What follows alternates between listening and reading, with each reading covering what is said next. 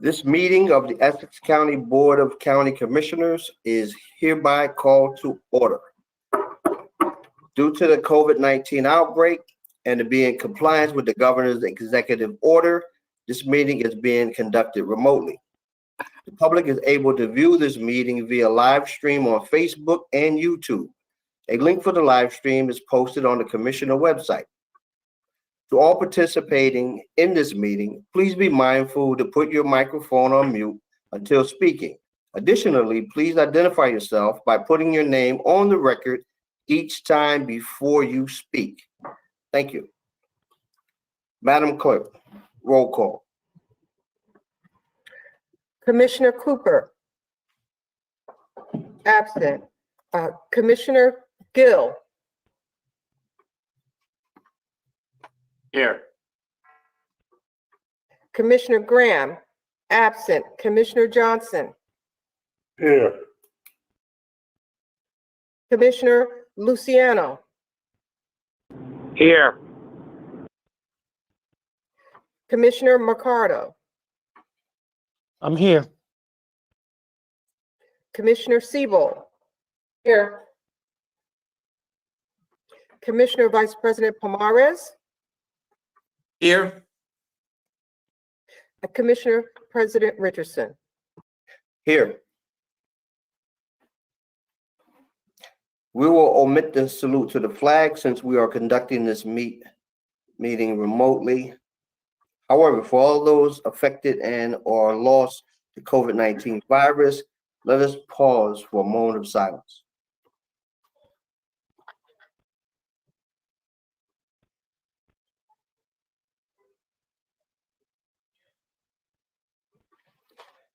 Thank you.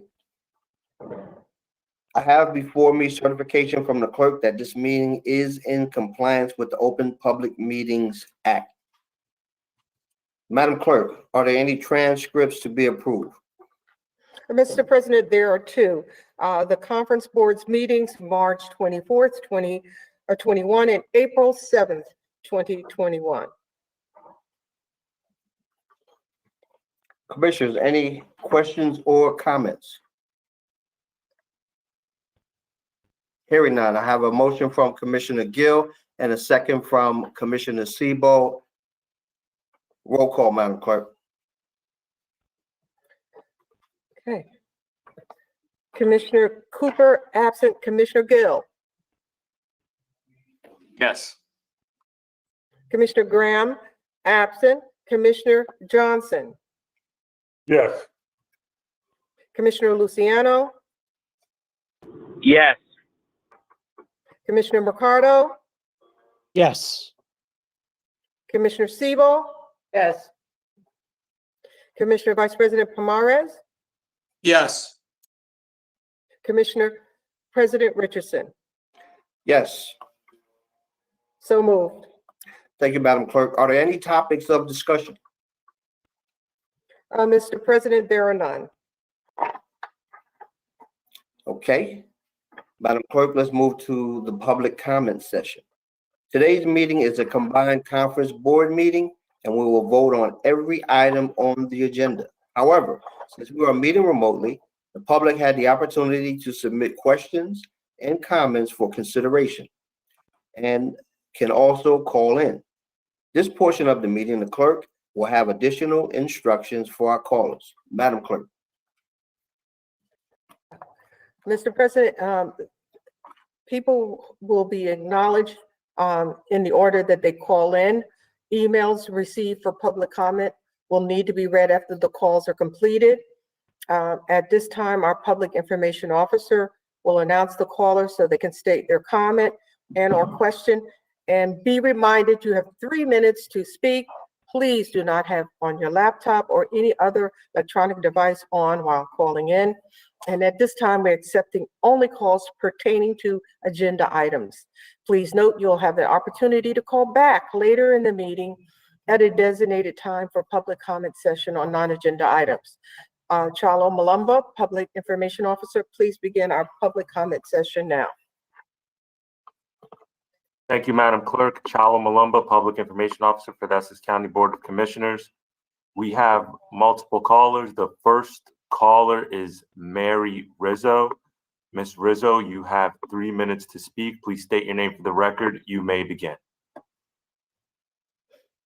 Thank you very much. My name is Mary Rizzo. I'm a resident of Newark, New Jersey, and I'm calling tonight about the memorandum of understanding with Union County to house Union County inmates at the Essex County Correctional Facility. So, as you know, I've come before the board many, many times over the last several years to ask you to end your contract with ICE.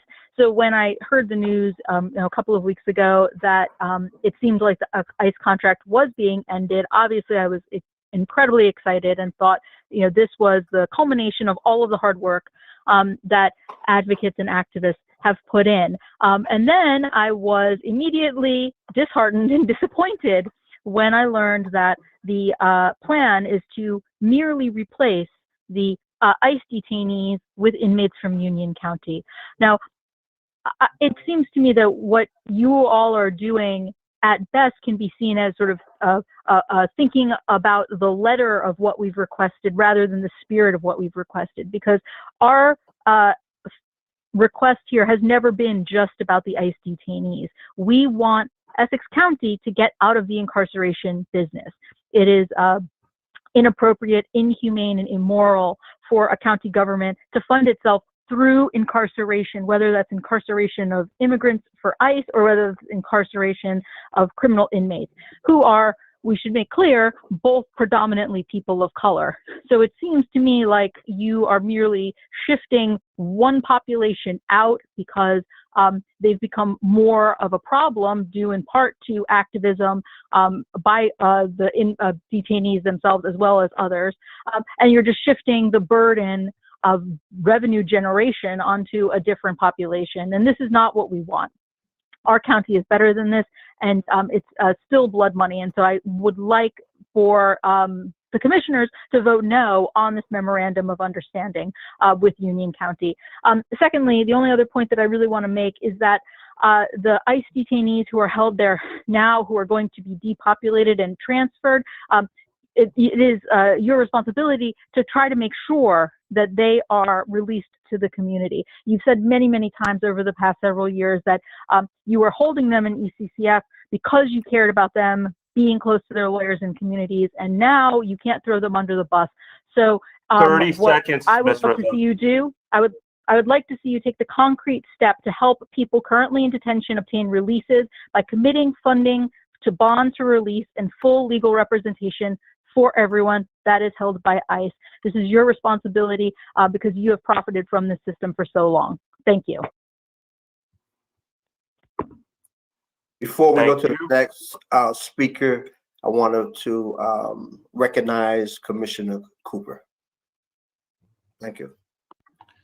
Okay, thank you. Our next caller is Matt Dragon. Mr. Dragon, please state your name for the record. You have 3 minutes to speak. You may begin. Hi, Matt Dragon, West Orange. I'm commenting on Resolution K20, the MOU with Union County to hold prisoners in Essex County Correctional Facility. It has been widely reported, and the county executive has made no attempt to hide, that the justification for depopulating the prisoners of ICE from ECCF was due to a new paying carceral partner, Union County. I still strenuously object to shifting funding for the zoo and parks from prisoners of ICE to prisoners of Union County. I also object to Chief of Staff Elijah taking to social media to say that any bad things that happen to ICE detainees are on the activists and advocates who have opposed the county making money off Black and brown bodies, immigrants or otherwise, for years. Those advocates and activists got funds allocated to represent these detainees. Those funds came out of that advocacy and activism, but the county executive and his chief of staff like to point to them as things they have done to help the prisoners of ICE in their custody. I would invite the commissioners to share their thoughts with us during this meeting in their multiple chances to speak or bring up new business tonight. A few things you could share your thoughts about. The state bill banning new ICE contracts, A5207 and S3361. Your support to spend down our already allocated funds to support representing prisoners of ICE, even if they are no longer in your custody. Your thoughts on why the contract is not being canceled, but just paused. Your thoughts on why the contract couldn't be paused prior to 2021. If you approve this MOU, Union County prisoners will join Essex in being Joe D's prisoners, your prisoners, our prisoners, my prisoners. I hope that you will take some time this evening to share some of your thoughts about why this contract needs to be changed over from ICE to Union and what you're willing to commit to publicly tonight in terms of supporting those ICE detainees that are potentially getting moved throughout the country. Thank you. Thank you. Our next speaker, one moment. Our next speaker is Brett Robertson. Mr. Robertson, you have 3 minutes to speak. Please state your name for the record. You may begin. Good evening. My name is Brett Robertson, and I am a resident of South Orange in Essex County. At the last Essex County Commissioners meeting, I made public comments in favor of ending the county's contract with ICE, arguing that it was a moral outrage for the county to profit from the detention of immigrants and collaboration with an agency based in cruelty. Subsequently, I was heartened when news first broke that Essex County, in fact, decided to no longer participate in ICE incarceration. In the words of the New York Times, quote, "After years of protest, a New Jersey county ends its ICE jail contract." Sadly, once I learned more, I realized that Essex County was in fact not pausing ICE detention for the pressing moral reasons I discussed last month.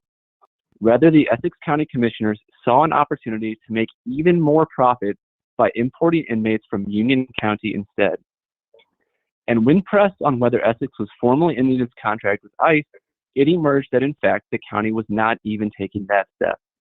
Apparently, the commissioners think that the most important thing is to make sure that they have all of their options open when it comes to profiteering from human suffering.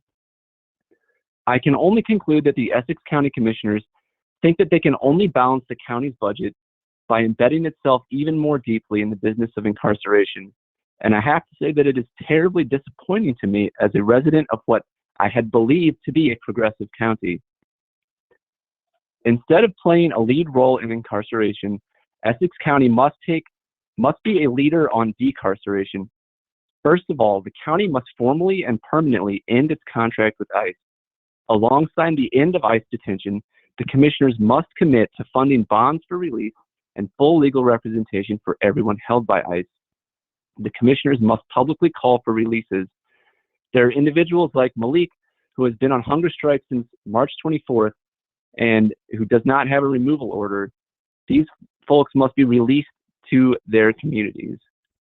Finally, Essex County must not replace ICE detainees with detainees from Union County or anywhere else. You must reject the MOU with Union County and any future similar arrangements. You, the commissioners of Essex County, are our elected leaders. The question now is whether you will lead by showing others how they 30 can extract seconds. maximum profit from an unjust and immoral carceral machine, or whether you will take true moral leadership in progressing this county, this state, and this nation towards the abolition of ICE and towards a society truly based on liberty and justice for all. I hope that you will do the right thing.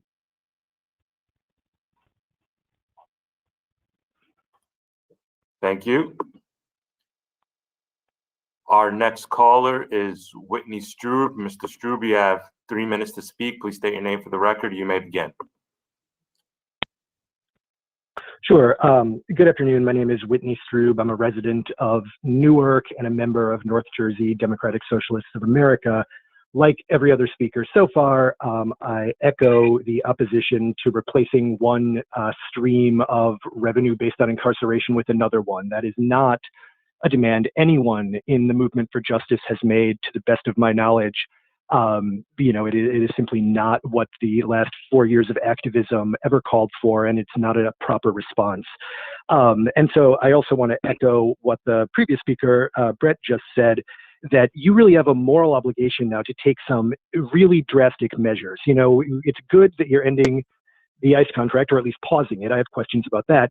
But now is the time to fund bonds for release, full legal representation for everyone detained there, to publicly make demands of the federal government, of the state government in regard to the bill to prohibit further ICE contracts, and of New Jersey ICE itself. For instance, as Brett mentioned, Malik, who is all right with his A number being read into the record because he desperately needs support. His A number is 075-872-859. This is somebody who's been on hunger strike since March 24 and desperately needs to be released to his community in Jersey City. There is nothing stopping you from doing everything you can publicly and behind the scenes to make that happen. And you also need to meet with activists. We've been calling for this since January, but the Abolish ICE Coalition, we work with groups like Freedom for Immigrants. They've led the way in ending ICE contracts in Central California. They've learned from mistakes. They have, a strategy to maximize releases rather than transfers. I know we're often adversarial on these calls with you, but, Mr. Elijah, I just spoke with for 15 minutes earlier this week. We are capable of having a useful and productive dialogue. We've been calling for this meeting. We would really like a meeting, President Richardson, with the activists who you are very familiar with because we've spoken to you for years. Essex County has a chance to set a national precedent here. This is national news, and you can do this poorly, which I think is how it's been happening so far with an abrupt announcement that even the legal service providers were not given heads up on, or we can set a really progressive precedent for other counties in America. This is a moment for Essex County to really try to set a precedent here in progressive ways. And we do want to work with you on that. And so I really urge you to reach out to us.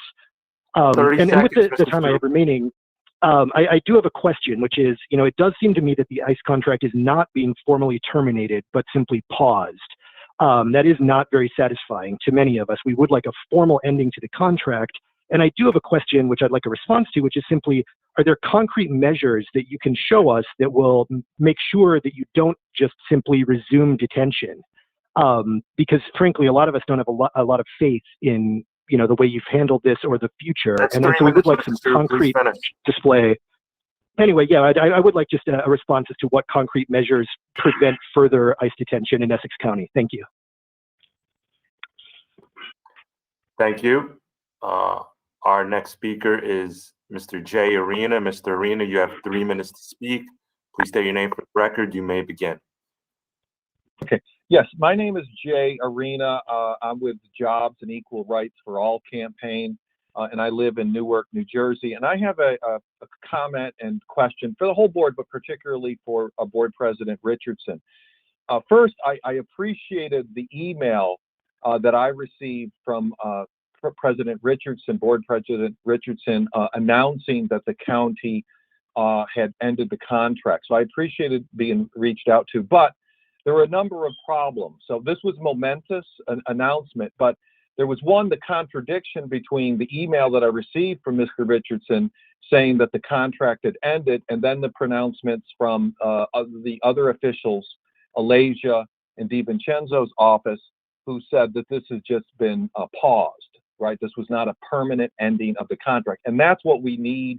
We need this contract ended permanently, immediately, and permanently end to this dark history in Essex County of these ICE concentration camps. So that needs to be, it appears that it is not an ending of the contract, it is a pause. And we need leadership from President Richardson and the board to end this. Furthermore, we need the immediate release. We need the board to call for the immediate release of the detainees and not transferred to other parts of the ICE concentration camp system. And we know former President Gill is very close to the governor, who has the power under public health protections. He has the power to immediately release them. So we need the board to come out for the immediate release, and we need them to put pressure on the governor, which again, especially board member Gill has a lot of influence with, to demand that they are released. Finally, we need not a replacement of this blood money contract with ICE with your fellow Democrats in union. We need to finance the county not with blood money contracts, not with repression, but with making the rich pay. That is how we fund it. So those three items, ending the contract, not pausing it, immediate release of the detainees and using all the political power that you have, particularly Mr. Gill, and the end of this new blood money contract that you negotiated. And we need 30 seconds, political Mr. courage. Arena. And I want to reach out to President Richardson. When your wife went with the delegation to Cuba, she was attacked by the racist right-wing opponents of the Cuban Revolution, but they stood up to that. And we need that same kind of backbone to stand up to the Joe D. and company that has not ended this blood money contract and has started another one, which is an attack on all workers, as you know, as a union leader. So we need that political 3 minutes, Mr. Arena. backbone Please on your finish. part. Thank you. Thank you. Madam Clerk, we do not have any other speakers waiting to comment. Thank you. Mr. President, we received no written public comments for agenda items. Okay, thank you, Madam Clerk. We will ensure that this information is relayed to the administration and every question will be answered. And just a point of privilege, I do plan on meeting with the activists, Mr. Strube and Arena and others. So that meeting will take place. Mr. President, all questions will be responded to in writing. Thank you. Madam Clerk, do we have any ordinances or resolutions for introduction and first reading?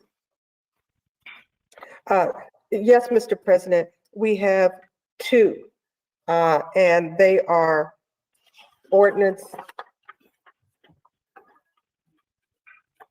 Their ordinance are reapportioning funds, and second ordinance is the amendment to the county ordinance establishing rules and regulations. Okay, Madam Clerk, please read ordinance 1 into the record at a later time. Mr. Jackson. Good evening, Mr. President, members of the board. Ordinance number 1 is a reappropriation of $7.8 million of funds that we no longer need for the original purposes of the projects. Back on January 22 of 2020, the board approved an ordinance for these purposes, but again, we no longer need the money for those projects, and we want to reappropriate them for some other things that we have looking on the drawing board, like perhaps the first T project and perhaps the new OEM building. But again, some of this is still obviously in flux. But the purpose of this is to reappropriate it so that we have the ability to address some other county projects. Would you like to do number 2 as well, Mr. President? Or just stop at number 1? I think you're on mute, Mr. President. You know, Mr. Jackson, let's do 1 and then we'll come back to 2. Yes, sir. Thank you, Mr. Jackson. Okay, Mr. Annual, and tell me I said that right. I know Evan's part is easy. You said it, you said it right. Well done. Okay. Just one question. I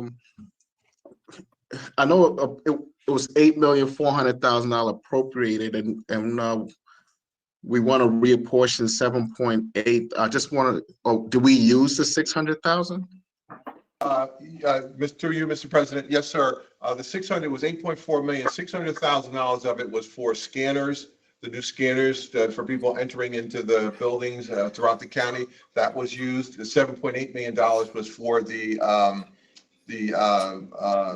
I'm having a blank.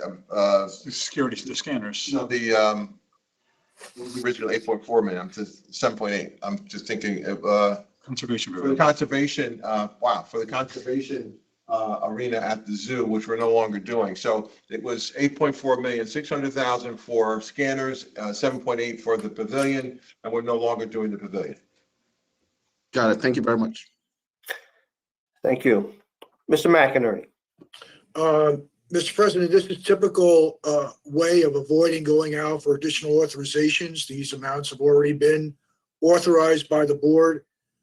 There just be a reassigned to new projects since the original project for which they were originally, designated has been sidelined.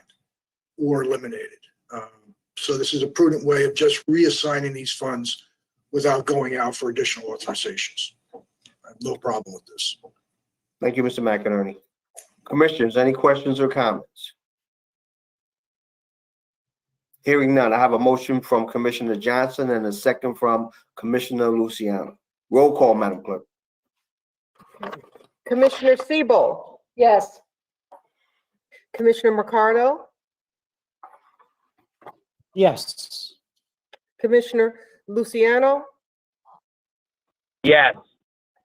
Commissioner Johnson. Yes. Commissioner Graham, absent. Commissioner Gill. Yes. Commissioner Cooper.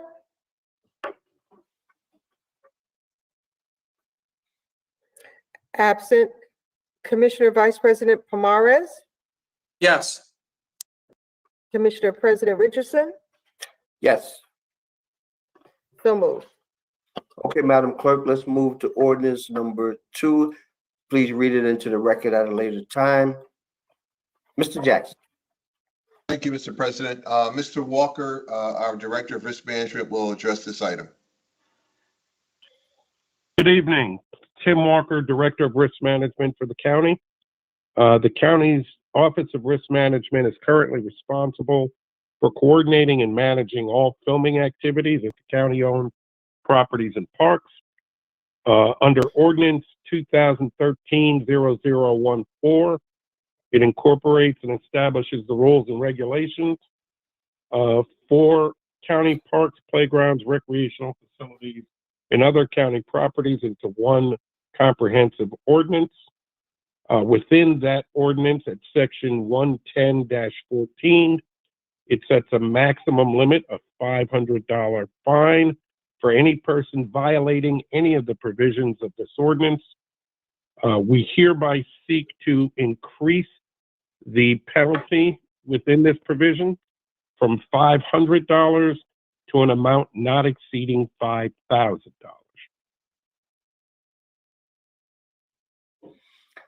Thank you, Mr. Walker. Mr. Annual. No questions.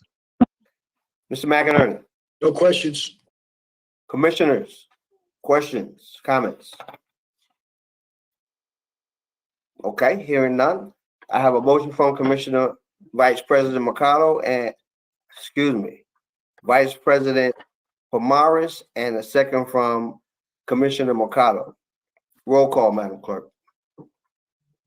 Commissioner Cooper. Absent. Commissioner Gill. Yes. Commissioner Graham, absent. Commissioner Johnson. Yes. Commissioner Luciano. Yes. Commissioner Mercado. Yes. Commissioner Siebel. Yes. Commissioner Vice President Pomares. Yes. Commissioner President Richardson. Yes. So moved.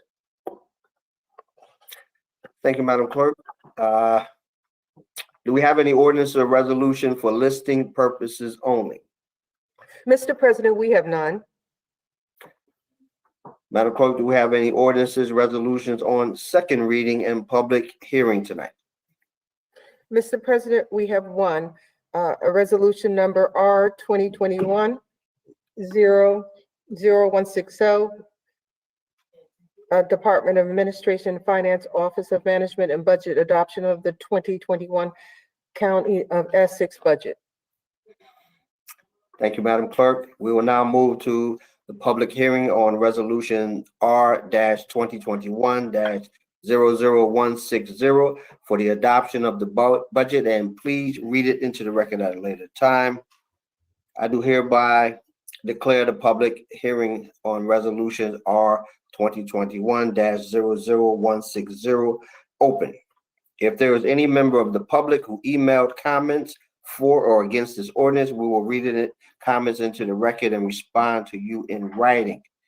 If there are any callers in the queue, are there any callers in the queue? I will ask our Public Information Officer, Charlo Malumba, do we have any callers in the queue? Thank you. We do not have any callers in the queue. Thank you. Let the record reflect no comments were received or no callers are waiting. Mr. McInerney. Mr. President, this is the culmination of our budget hearings, culmination of subsequent amendments to the budget that we were instructed to make by the state of New Jersey. Our budget has a 0.5% increase in the tax levy, far below the tax levy cap, which allowed us to bank that authorization for the next 2 years. All in all, from my perspective, it's a very prudent budget with regard to the expenditure side. There were some challenges in the prior year with regard to collection of revenues, specifically in the Parks and Recreation, that we've seen some increases there now. But all in all, as I said, the board has been through this budget. They have examined it, held the budget hearings, and at this point in time, I would recommend adoption of the budget. Thank you, Mr. McInerney. Mr. Anyamu, any questions? No questions. Thank you. Commissioners, are there any questions or comments? Mr. President, I have a statement. Commissioner Sebo. First of all, layoffs have been avoided since 2004. And for the past 18 years, the administration with us has addressed the long-standing issues that we have had here in Essex County with our finances. Originally, we were just above the junk bond status. We now have a AAA bond rating. And the 2021 budget includes just a 0.5% property tax increase, well below the 2% cap limit mandated by the state. And it's the second consecutive year the increase was held to 0.5%. So it is with great pleasure that I am very happy to support this budget for 2021. Thank you. Thank you, Commissioner. Commissioners, any questions or comments? Hearing none, I have a motion from Commissioner Sebo. Oh, I'm sorry, Commissioner Gill. Thank you, Mr. President. I also just wanted to echo the thoughts of Commissioner Siebold.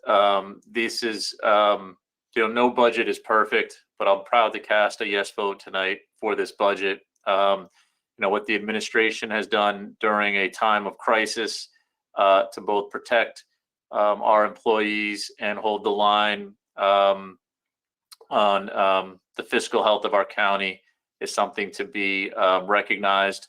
And I wanted to thank them, for their effort, because I think a year ago at this time, we were very concerned about what the long-term health of the county was going to be. In particular, I know I was personally concerned very much about what the future held for our workforce.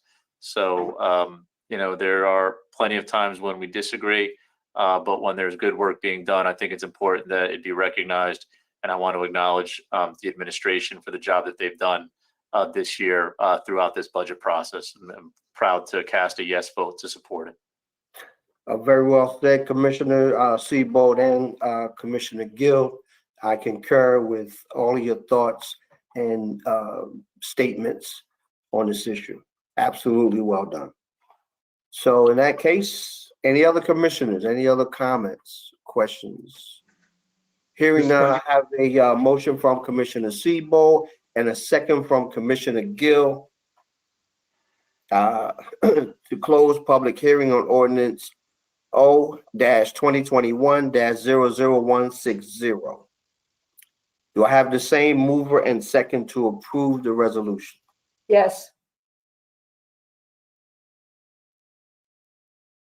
Yes. Roll call, Madam Clerk.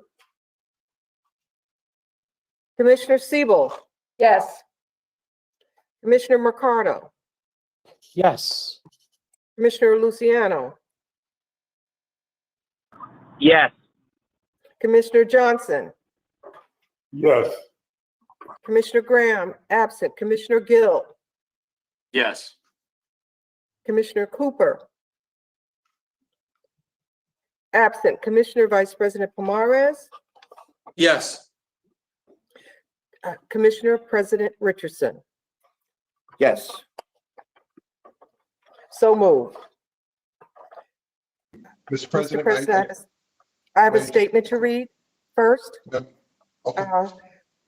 Be it resolved by the County Commissioners of the County of Essex that the budget herein before set forth is hereby adopted and shall constitute an appropriation for the purposes stated of the sums therein set as appropriations and authorization of the amount of $437,114,700 for the county purposes below. And that is the completion of the statement. Thank you, Madam Clerk. Mr. Jackson. Thank you, Mr. President. First, I want to thank the board for its support in this budget and throughout the budget process, to Mr. McInerney and the other members of the team, Mr. Palavecchio for, and of course, Madam Clerk and her team for helping us get through this. But I also wanted to thank Mr. Mohammed and also Mr. Blasio on our side, who really stepped up to the plate to make this happen. But I just also want to pay particular homage and gratitude to Mr. Mark Acker. As you know, Mr. Acker was involved in this process from the very beginning. He's gone on to move to greener pastures and doing some other things in his life. And I just wanted to thank him not only for participating and helping us with this year's budget, but as all of you know, through the years, his participation and contribution to our financial processes and our financial health have been beyond measure. So I just wanted to take the opportunity to thank him for his incredible work over the years. I appreciate for the opportunity, Mr. President. No, absolutely. Thank you, Mr. Jackson. And I concur. You know, that guy was really sharp. He knew his stuff. That was one of the best hires that the county exec made. That guy really knew his business. And I didn't know he had left. Sorry to see him go, but I understand. Thank you. Madam Clerk, let's move to resolutions 1 through 17. They're all budget insertions, and we'll read them into the record at a later time. Mr. Jackson. Thank you, Mr. President. I believe they've gone through these with the board and certainly with the leadership. I don't have any particular comments on any of them.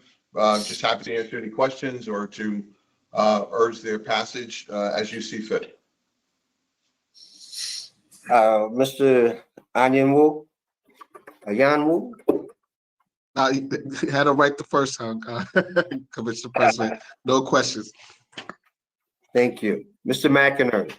Mr. President, these are all insertion of revenues from grants to the county.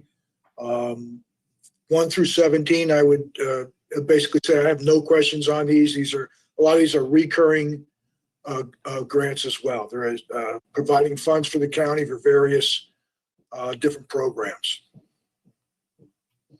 Thank you, Mr. McInerney. Commissioners, any questions or comments?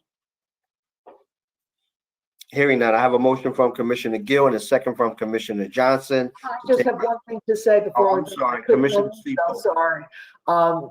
Frank McInerney said it was 1 through 17, and I believe it's 1 through 18. No, I think 18 is separate. At the leadership meeting, it was included. If it's separate, fine. Yes. Yes, yes, Mr. President. Yes, Mr. President. You're correct. 18 is separate. Thank you. You're welcome. So I have a motion from Commissioner Gill and a second from Commissioner Johnson to take resolutions 1 through 17 as one. Roll call, Madam Clerk. Commissioner Cooper. Absent. Commissioner Gill. Yes. Commissioner Graham. Absent. Commissioner Johnson. Yes. Commissioner Luciano. Yes. Commissioner Mercado. Yes. Commissioner Siebel. Yes. Commissioner Vice President Pomares. Yes. Commissioner President Richardson. Yes. So moved. Thank you, Madam Clerk. Let's move to resolutions number 18, which is from the Division of Senior Services. Please read it into the record at a later time. Mr. Jackson. Thank you, sir. Mr. Smith will address this item. Okay, thank you. Good evening, Mr. President, Board of Commissioners, Madam Clerk. My name is Eric Smith. I'm a senior data processing programmer for the Division of Senior Services. Item number 18 is for request for the approval of the 2021 service providers and rates under the Respite Care Services Grant, and an amount not to exceed $484,622.52 in grant funding.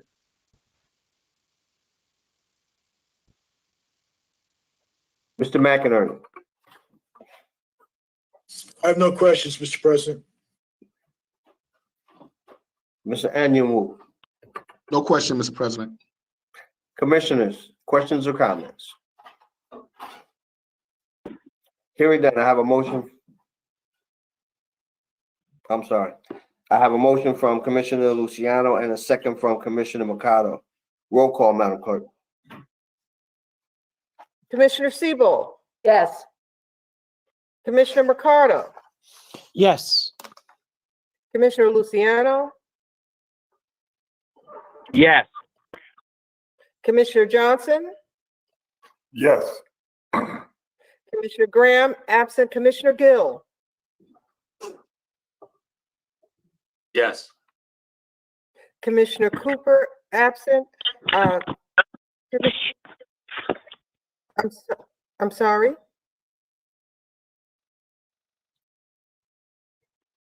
Okay. Commissioner Vice President Pomares. Yes.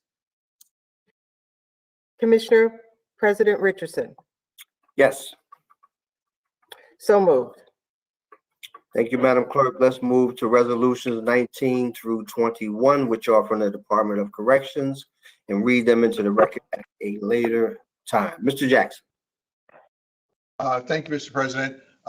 Mr. Director Ortiz and County Counsel Gassion are here to address these items. Good evening. Can you hear me? Al Ortiz, Director of the Essex County Correctional Facility, presenting item number 19. It is a notice of termination of the 2021 Shared Services Agreement between the County of Essex and the County of Union for the provision of correctional services. And the next item will then be the MOA. So we have to terminate one to begin the other. We're currently providing correctional services to certain individuals that are under the charge of union at our institution, and that was the reason for this shared services agreement. Item 20 is the Department of Corrections Memorandum of Agreement between the County of Essex and the County of Union for the provision of correctional services to the Union County. There's a third item, and I'll be happy to answer any question as I get done here, is item 21, a contract award to Frank's Truck Center Incorporated, the lowest responsible bidder, to furnish and deliver 2 new 2021 Chevrolet Express cargo vans. This is primarily to be used for transport of inmates, federal inmates, and whoever we have under our charge to destinations, and that's what I have for these. I respectfully request that these items be approved. Thank you, Mr. Ortiz. Mr. Anyanwu. No questions, President. Mr. McInerney. Yeah, just to reiterate what was said at the leadership meeting, it's our understanding that the intake center will still be, the intake of inmates in Union will still be at the Union County facility. They will be responsible for any issues there, any liabilities there. In addition, it's our understanding that Union County will still be responsible for transporting prisoners from Union County to Essex County, and that responsibility, along with the liability, also stays with Union County until they're delivered and processed into the Essex County facility. I just confirmation on that, Mr. Ortiz. Yes, I confirm that. That is the understanding. Okay. Thank you, Mr. McInerney. We went through this quite some detail at the leadership meeting. Yes, sir. Mr. President, I have a question. Commissioner Seymour. I'm of the understanding that this is a 5-year agreement with Union County. Is that correct? I can Let me answer respond you. if you'd like, Director Ortiz. Courtney Gassion, Essex County Council. Good evening, Commissioners. That is correct. Commissioner Siebold, it is a 5-year contract. It will expire June 30th, 2026. June 30th, 2026. Okay. Thank you very much. Commissioners, any other questions or comments? Mr. President? Commissioner Gill. Thank you, Mr. President. When does the current ICE contract expire? Courtney Gassion, Essex County Council. Through you, Mr. President, the current ICE contract with Essex County expires in, I believe it's September 2026.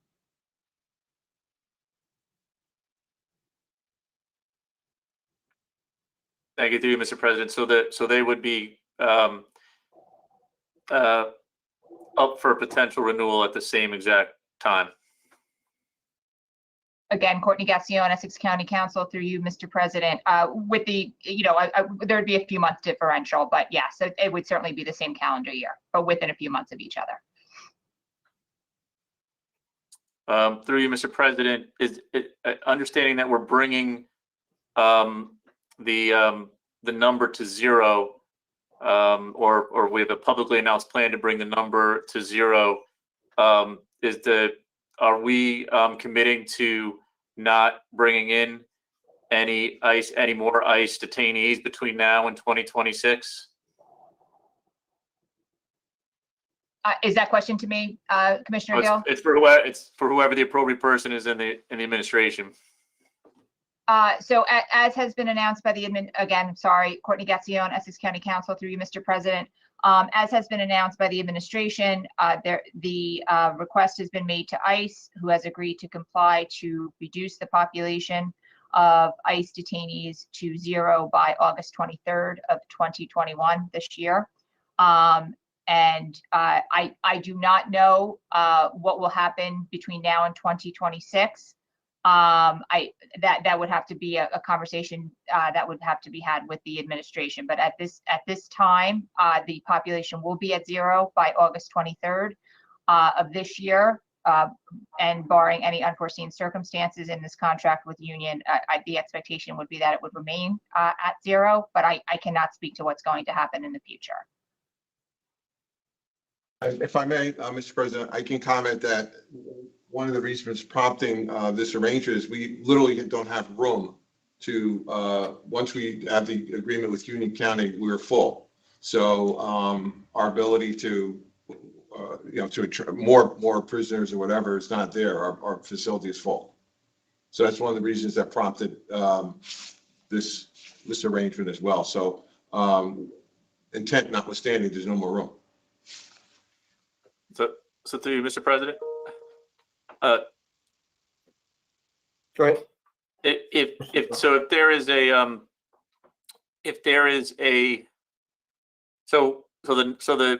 enrollment number that we are currently at now, meaning if we are housing we are taking X amount of prisoners from Union County at a certain number, if that number remains at the number that it is today, it would be impossible to accept any ICE detainees. Al Ortiz, Director, that is correct. We cannot take any ICE inmates or anybody else other than what we have. Okay. And I know it's a difficult question to answer because I know we can't predict what's going to happen in the future, but is there a number that if this number slips below a certain number where the county then will start to look back at re-engaging with ICE? Ortiz, director, it is our fullest extent not to take any more ICE, period. Okay. Thank you, Mr. President. Thank you for those questions. Ms. Gassion or Director Ortiz, how many ICE inmates do we have in the facility today? As of 6 o'clock this morning, our count was 146. It should be about that. We may have some releases later on today, but right now it's been dwindling downward and it's at 146 as of 6 o'clock this morning. And we've already notified ICE that we will not be taking any other inmates. So that has already stopped, correct? It's ceased taking any ICE inmates. That is correct. That is correct. Thank you. Commissioners, any other questions, comments? Hearing none. Yes, Mr. President. Commissioner Cooper. Thank you. Just one quick question. The contract that we're entering in with Union County, we were already in a contract with them and we're just extending it for additional years with a different rate of pay. Am I correct? Again, Courtney Gassion, Essex County Council, through you, Mr. President. Not exactly, Commissioner. What we are doing is we're terminating the existing shared services agreement, which was set to expire at the end of this year, December 31st of 2021. The parties have agreed to actually terminate that contract so that we may enter into the new memorandum of agreement between the parties that will be effective July 1, 2021. We are unable to have two agreements run concurrently. So we are terminating the one so we can enter into the other. The daily rate does change in the new contract that's set forth in the terms of the memorandum of agreement, but it is a new contract.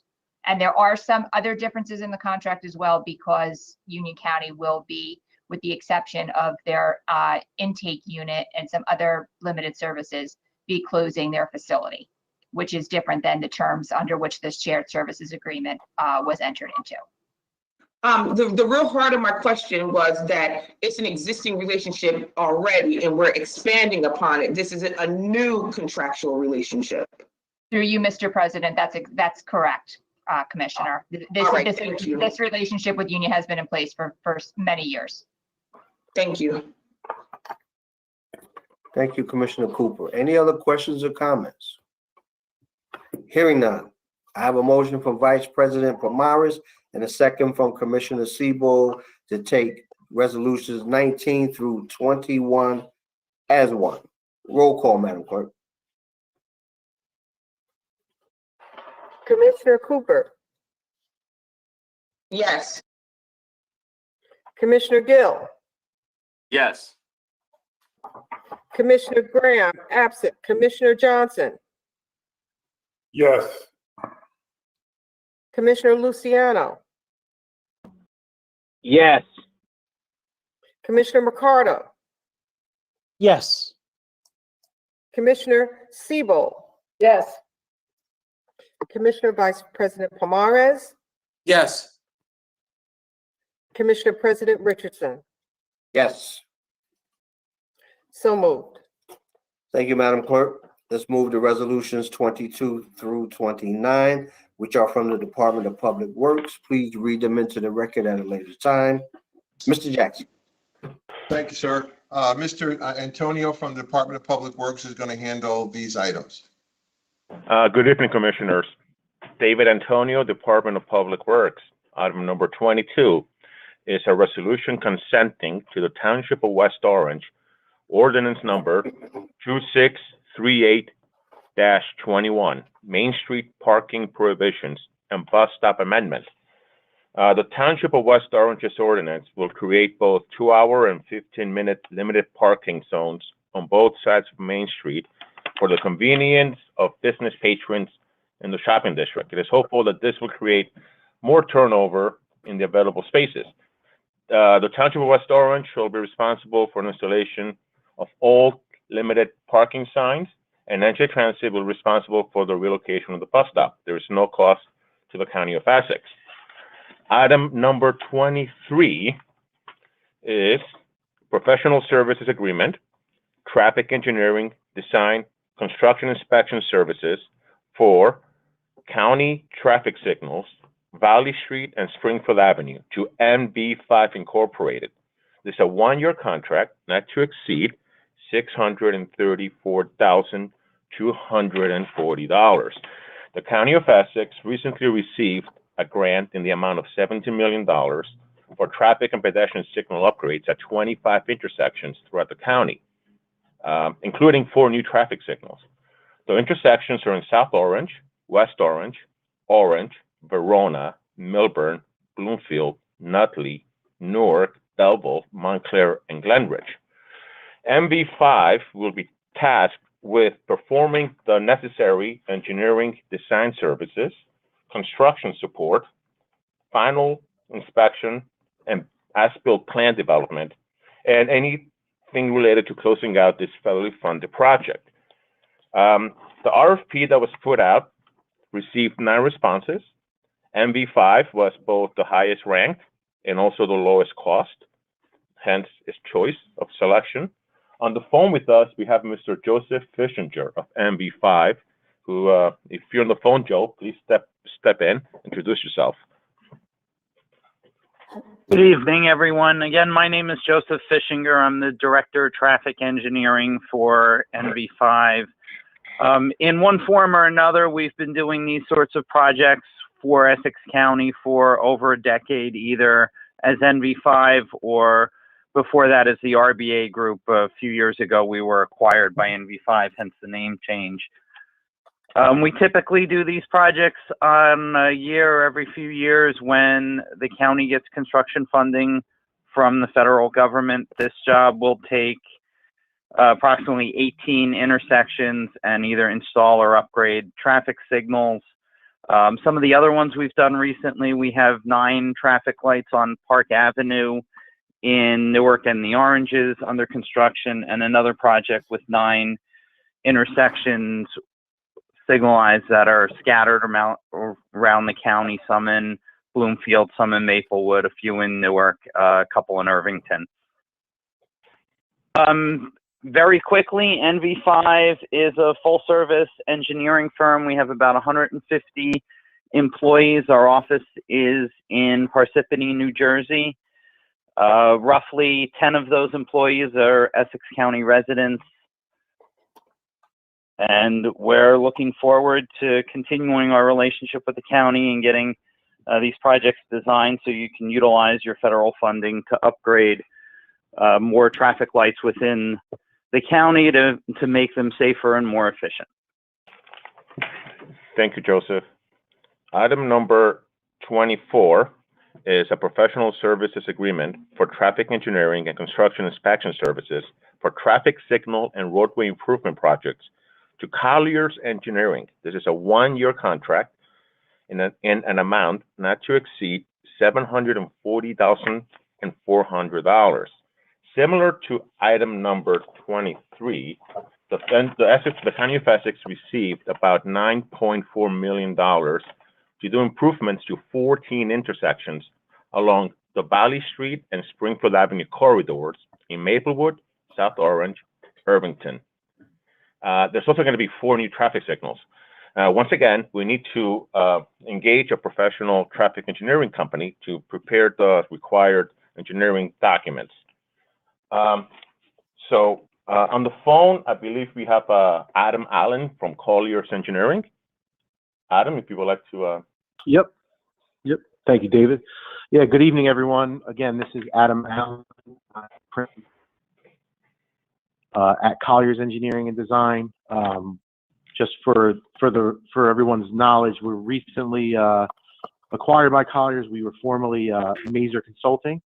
So this is a project similar to one that we held last time around with the county. We look forward to continuing, to help deliver successful transportation and safety upgrades for the county. The scope of the work is very similar to what Mr. Fishinger just talked about on his project. And as Mr. Antonio mentioned, it's similar funding. It will be traffic signal improvements, safety improvements throughout a range of intersections throughout the county. Colliers Engineering Design, we are about 1,000-person firm with offices up and down the East Coast, but locally we have 9 offices in New Jersey, and we're founded in New Jersey. And we have about 30 local transportation professionals dedicated to helping the county deliver on this project. So we look forward to working with you. Thank you, Adam. Item number 25 is a contract award to Core Facility Services to provide a total building maintenance service at 320, 321 University Avenue. This is the exercise of a 2-year option, contract option, in an amount not to exceed $1.246 million. Item number 26 is a contract award to DCO Energy, the lowest responsible bidder, to provide operations and maintenance of building systems at the new Dr. Martin Luther King Jr. Justice Building. This is going to be a 3-year contract, not to exceed $2,500,550.12. I believe Mr. David Delvecchio of DCO is on the phone. David. Yes.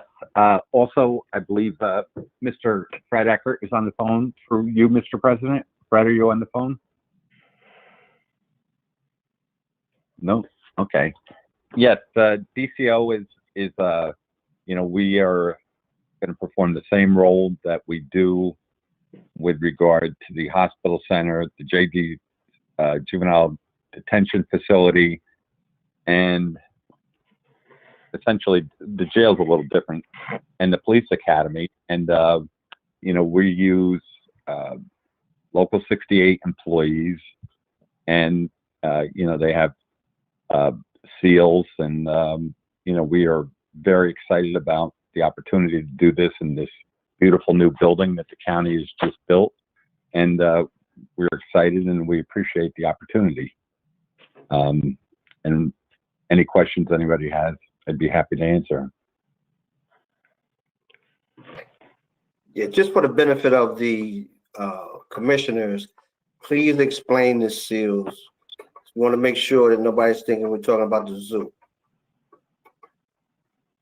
Yeah, a SEAL is the seaman electric engineers have to pass tests given by the state of New Jersey, and there's a black SEAL, there's a red SEAL, and there's a gold SEAL, and those refer to the level of what that individual can handle in terms of the job and what they've been trained for. So all the employees are fully trained and recognized by the state of New Jersey, and as I said before, members of Local 68. Right. So you have a black SEAL, red SEAL, blue SEAL, and then a gold SEAL. And when you get to the red SEAL, blue SEAL, and gold SEAL, you become an engineer. These are boiler operators, frequently called firemen. It's Local 68. For the benefit of Mr. President, my father was one for 40 years, and my uncle was one. My father was a gold SEAL, and my uncle was a black SEAL, and they're both members of Local 68, and they used to call them steam and electric engineers in the day, and they actually were firemen. You're quite correct. In one of my father's first positions, they actually fired, had coal, and used to have to shovel coal to keep the plants going. So that's where that came from. Absolutely. The history of it. Thank you. Item number, David Antonio, Department of Public Works. Item number 27 is a contract award to GPC Inc., the lowest responsive and responsible bidder for the Holo Records second and fourth floor renovations. This is a one-year agreement not to exceed $5,983,000. The scope of work includes renovating 16,500 square feet of space in the second floor to accommodate the landlord-tenant court. In the second floor as well, renovation of 670 square feet to make accommodations for the legal aid services. In the fourth floor, improving 6,200 square feet of space to accommodate the community health department. And also on the fourth floor, renovating 900 square feet to accommodate the county administration offices. In total, there will be over 30,000 square feet of renovations taking place. I think we may have somebody from GPC on the phone. Okay. So I guess not. So I'll go into item number 28 then. This is a contract award to Siemens Industries to provide maintenance and technical support of building automation systems for the Essex County Economic Development Center. This would be 50 South Clinton Avenue. This is the exercise of a 2-year option in an amount not to exceed $109,700. Item number 29 is a contract with Shifano Construction to furnish and deliver road resurfacing materials to Wheat Creek Park roadway under the Morris County Co-op agreement. This is an amount not to exceed $499,300. The portion of Carmichael Drive would be the area of about roughly 1 mile distance nearest Elizabeth Avenue. It would include the entire length of Carmichael Way from the Elizabeth Avenue entrances to its end at the turnaround area. It would also include resurfacing of the various small parking lots along Carmichael Way. This area has been in need of repair. And that concludes the items. Mr. Antonio, item number 27 is almost a $6 million contract. You have folks who had a $600,000 contract who had the courtesy to show up. So you mean to tell me someone with the almost $6 million contract is not even on the phone? Mr. President, I can address that. Mr. Jackson was on the phone and got dropped, and we I'm able to reach. get back in touch with him. He was on the phone, sir. Okay, so what we'll do is we'll hold off on item number 27 till you guys get him back on the phone, so we can have a conversation with him. So we'll hold this to the end of the meeting. So we'll give him time. We'll give you time to get him. Thank you, sir. No, thank you. Appreciate it. Hello? Hello? Yes. Hello? Who's that? Lionel, is that you talking?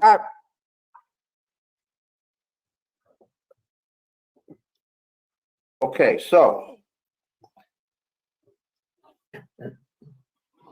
Mr. Annual, any question? None, Mr. President. Mr. McInerney, No questions, Mr. President. commissioners, any questions or comments?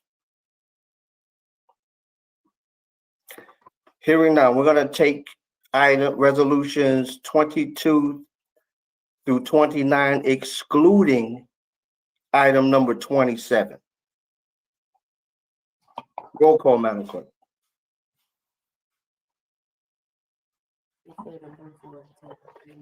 Commissioner Siebel, Yes. Commissioner Mercado, Yes. Commissioner Luciano, Yes. Commissioner Johnson, Yes. Commissioner Graham, absent Commissioner Gill, Yes. Commissioner Cooper, Yes. Commissioner Vice President Pomares, Yes. Commissioner President Richardson. Yes, and this is to take, wait a minute, do we have a mover?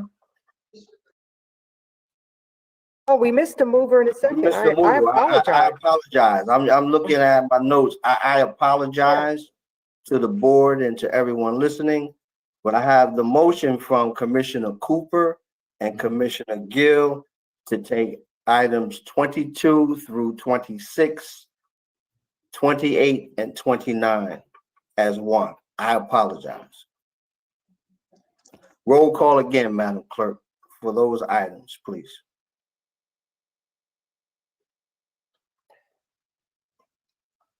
Okay, Commissioner Cooper,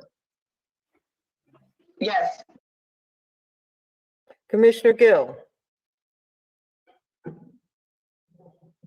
Yes. Commissioner Graham,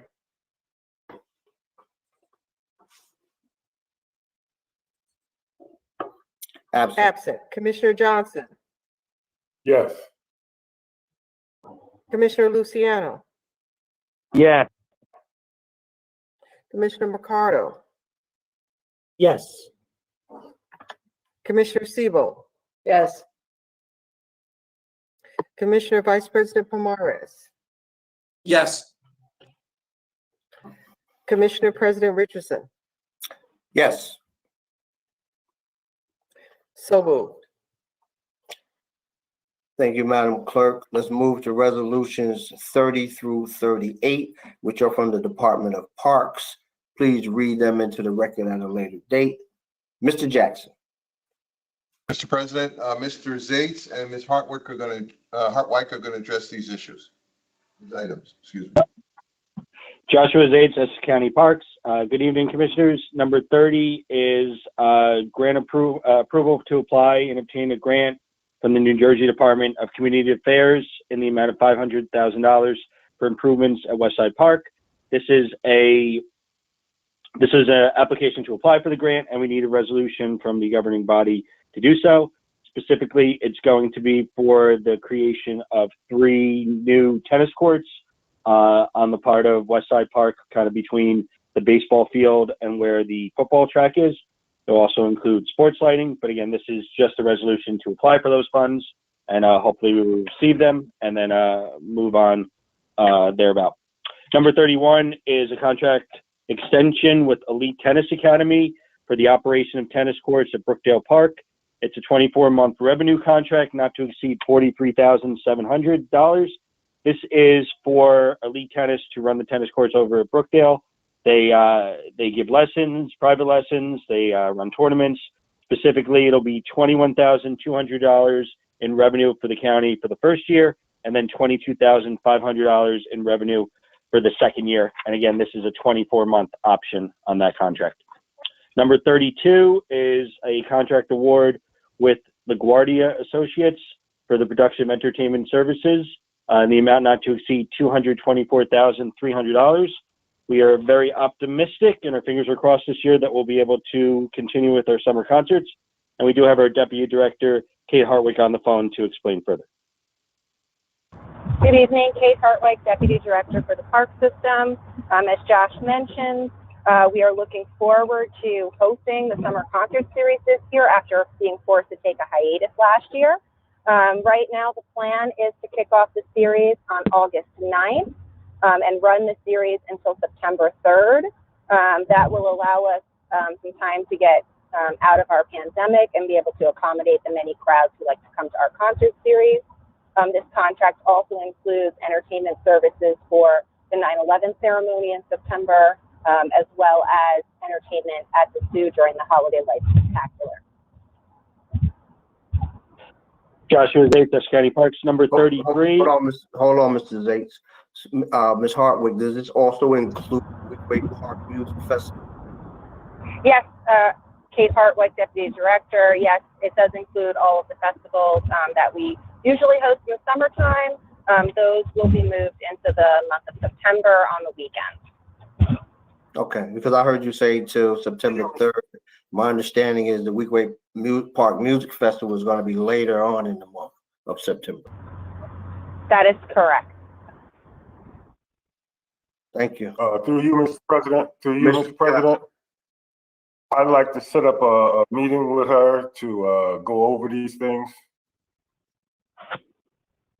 Ms. Hartwick. Yes, Commissioner Johnson, I met with members of your staff today regarding the festivals, and I'll look forward to meeting with you as well. Okay, well, I will give you a call and let you know we can speak over the phone.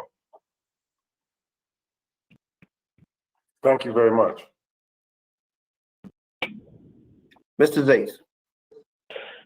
Joshua Zates, Essex County Parks. Number 33 is a professional service agreement to conduct an exhibition of fireworks with Starfire Corporation, amount not to exceed $66,000.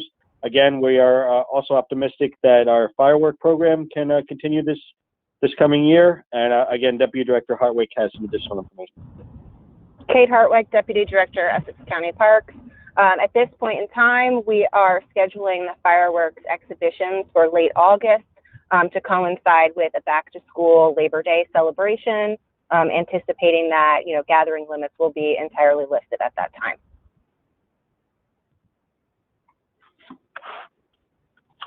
Joshua Zates, Essex County Parks. Number 34 is a contract award to GSP Properties to provide carpentry work. This is a contract extension in an amount not to exceed $676,065. This is for carpentry work throughout the park system. It could be in any facility where carpentry work may be needed. Number 35 is a contract award to Store Tractor Company to provide Toro brand Rio mower maintenance and repair services, amount not to exceed $66,331.40. Specifically, this is for the 3 golf courses in the park system. This would be to replace the decks that hold the blades that then mow the grass. Number 36 is a contract with Hudson Community Enterprises to provide facility services at Turtleback Zoo, amount not to exceed $128,553. Specifically, the hours of the security would be 7 days a week from 3:30 p.m. to 7 a.m. That would include 1 individual, and then it would be split into 2 shifts with an hourly rate of $22.72.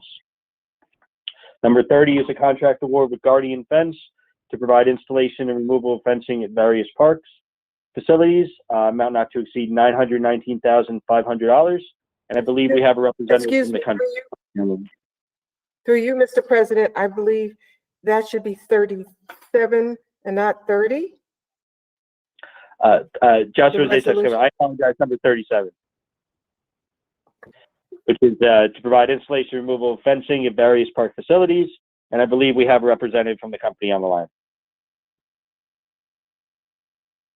Good evening, everybody. Andrew Macarelli, Guardian Fence Company, located in Newark, New Jersey, and basically, as stated, contract entails repairing fences as directed by the County Parks Department. And if you have any questions, please feel free to ask. And you do have Essex County residents in your employ, correct? Oh, of course. Probably, I'd say maybe we're an organization. It fluctuates. We're busy now, so I had to call the hall. I got some iron workers and laborers, but the steady guys are, I'd say, about 40% Essex County, maybe even higher, definitely at least 20-30% north, from anywhere from Forest Hill to Weequay or Southside, Picket Side. We got someone living out there. And yeah, we got a bunch of Essex. We've been in Newark since the 20s. We're not going anywhere, or hopefully not trying to. Excellent. Thank you so much. No problem. Joshua Zates, Essex County Parks. Number 38 is a contract award to Sign Labs to furnish and deliver banners and signs. This is a 24-month contract extension, not to exceed $94,000. And this is basically for all the signs and banners you see throughout the park system, announcing different upcoming events and what have you. Happy to answer any questions the commissioners may have. Thank you, Mr. Annual. No questions, Mr. President. Mr. McInerney. Just have one question on resolution, number 36 on the security services. How is that, sir, how was that contract vetted? I mean, was it through, RFP or, I know it wasn't a bid. Sure. Joshua Zay, Essex County Parks.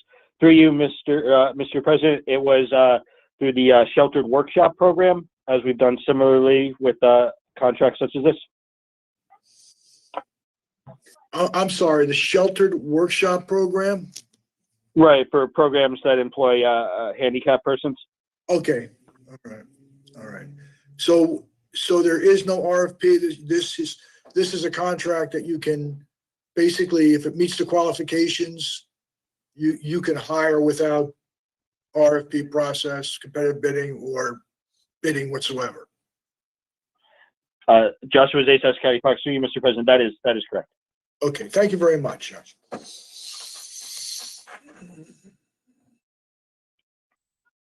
Commissioners, questions or comments?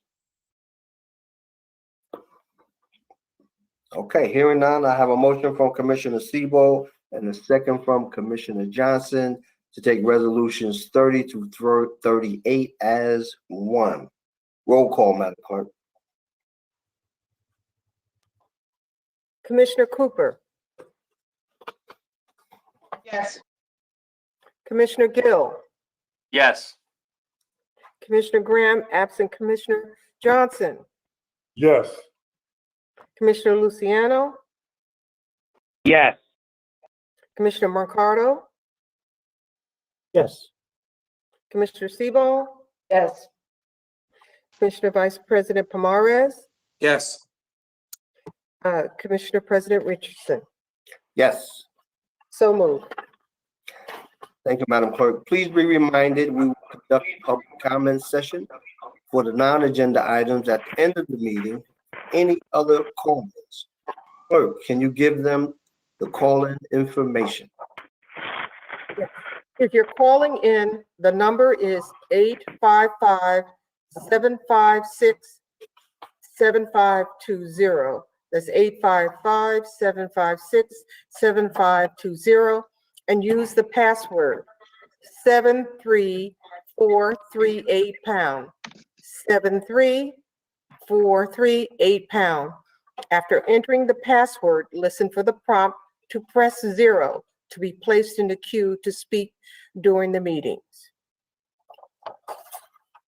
Mr. President, if I may. Mr. Jackson. Crossing my fingers, but I believe we have Mr. Antonio and Mr. Glander from GPC ready to address the board. Excellent. Good evening, Commissioners. David Antonio, Department of Public Works. This is a contract award to GPC Inc., the lowest responsible bidder for the Holo Records second and fourth floor renovations. This will be a 300 calendar day agreement, an amount not to exceed $5,983,000. The scope of work includes a total renovation of over 30,000 square feet in floor number 2 and floor number 4 to accommodate the landlord-tenant court, legal aid services, community health department, and also the county administration offices. On the phone, we do have Mike Glander from GPC. Mike? Good evening, everybody. I got to apologize for the initial confusion on calling and login procedure on my end. But unfortunately got disconnected and neglected to hit 0 the second time. So although I've been on, I couldn't speak. GPC Inc. is a commercial general contractor. We're based in Millburn, New Jersey. We've been incorporated since 1986. Do a volume of approximately $25 million a year. We have roughly 30 employees, of which about a half a dozen are residents. We're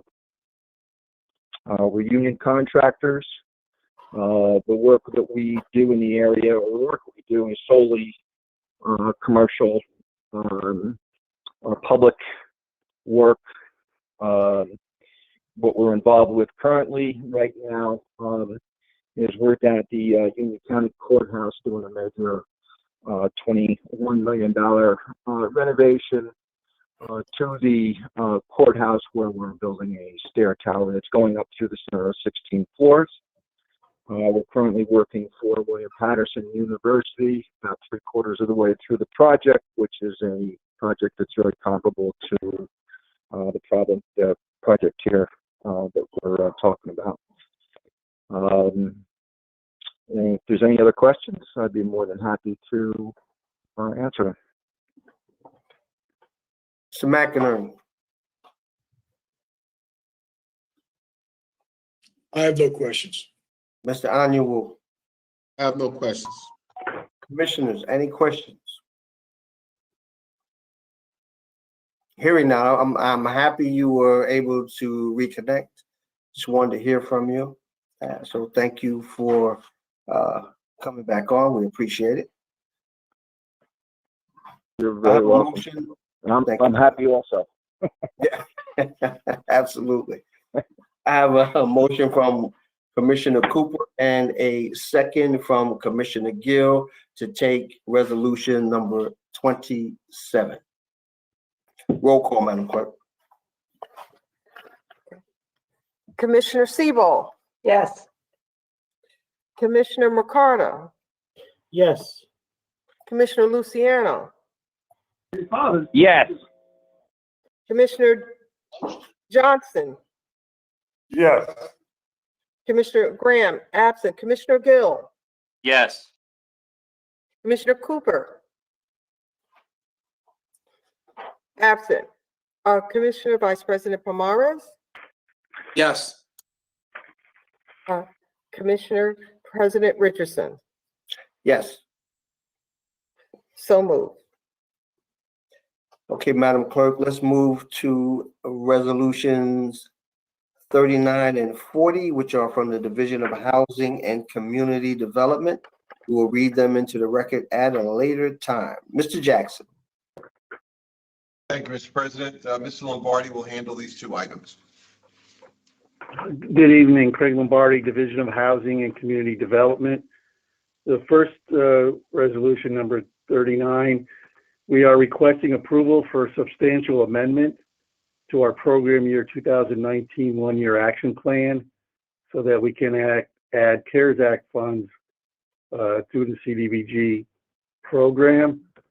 More specifically, we received the final tranche of funds, of CDBG funds related to dealing with the COVID pandemic. And this final tranche is in the amount of $2.57 million. We have reached out to the public as well as worked with folks with the administration to see what needs there might be out there and try to augment the other financing that is already out there. And what we are proposing is that 35% of those funds be used to support continued food distribution efforts. 35%, one second, please.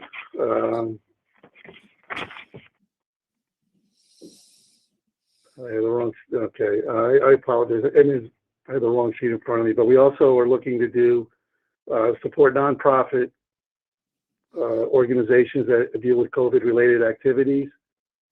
And there's also funds for planning and administration.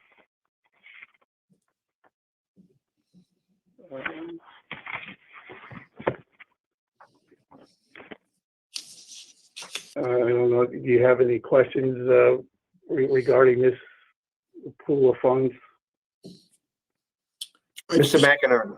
Yes, so we received some level of documentation on the use of these funds. I was just curious, do these funds give you that much discretion where you can literally sit there and allocate a percentage of those funds for those areas that you think are more important? Is there any constraints, or is it seems that flexible that you're able to say 35% for senior food? Yes, at this stage, that's what we would be that's what we proposed and would be recommending to HUD. However, in the event that we find that the needs are suddenly are stronger elsewhere and that there's other funds that may become available that cover certain areas, we can come back and amend that plan and reallocate funds for different areas of need. We are on a time constraint, though. We do want to get that initial approval and an initial amendment to the plan, because we are required to do that by HUD before August. And so we want to get an initial plan in there. And if we determine down the road that, again, the funds may be needed elsewhere, we can certainly amend the plan at that time. So again, the fact that you're able to make those decisions as to what the objective of those funds are going to be based on needs that the county has assessed, and then the ability to go back and actually change those tells me there's a tremendous amount of flexibility with these funds. I would say there is flexibility, yes, but again, it still all has to be approved by everybody, everyone on board. It's not something that our division could just do on its own. I got you. And that would include any amendments to your original plan. That is correct. Okay. Thank you very much, sir. Mr. Annual. Just a point of clarification, the percentage allocation is a recommendation to HUD subject to their approval, so the discretion is a little bit limited.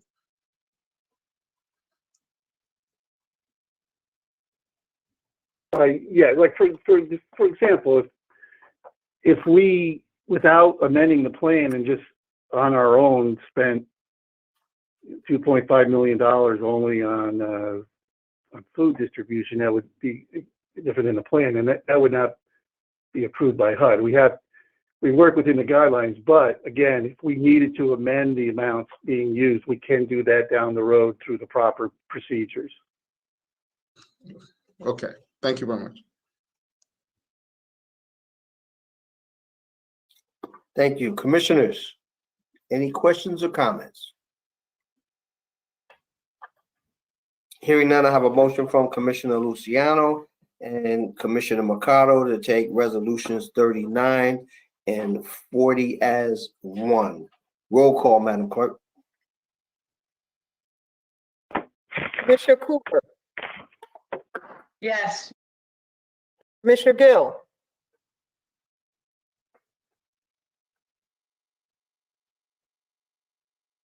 absent. Commissioner Graham, absent.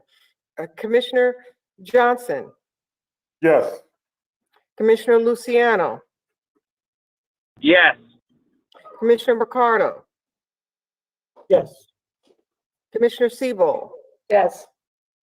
Commissioner Gill, Yes.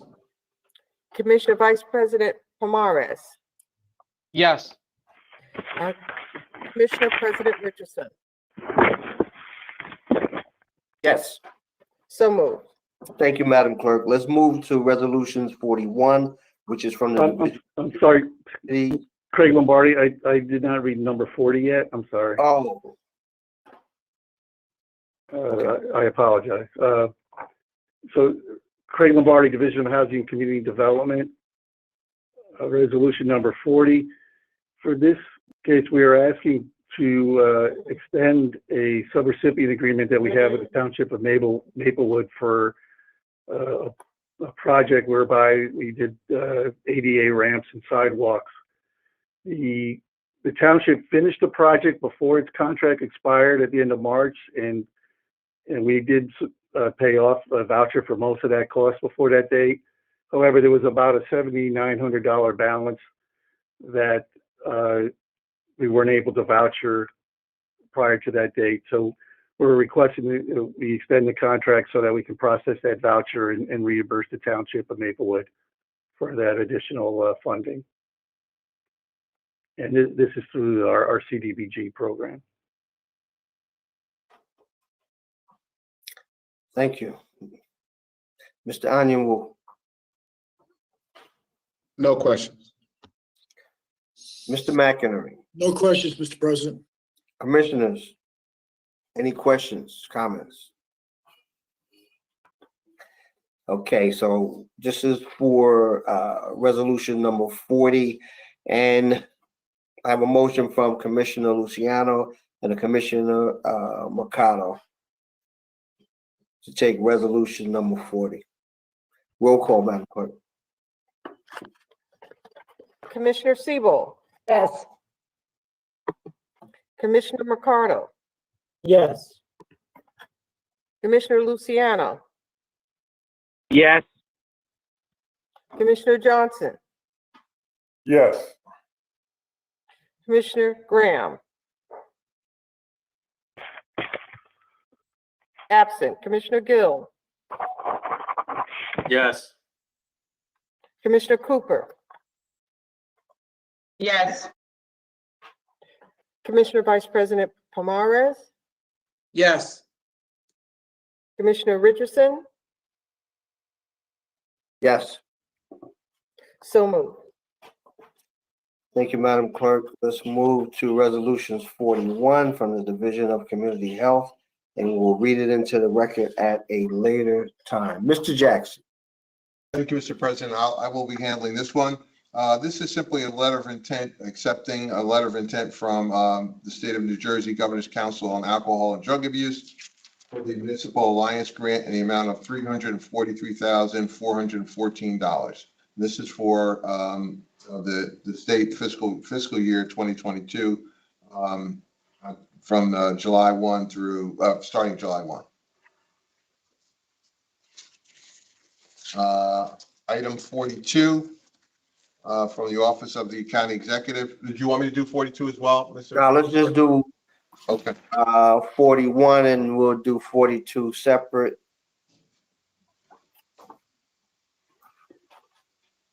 Okay, Mr. Annual, any questions? No questions, Mr. President.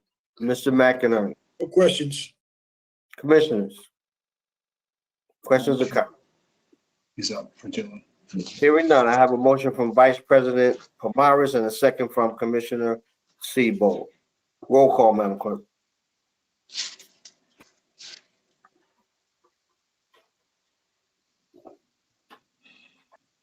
Commissioner Cooper, Yes. Commissioner Gill,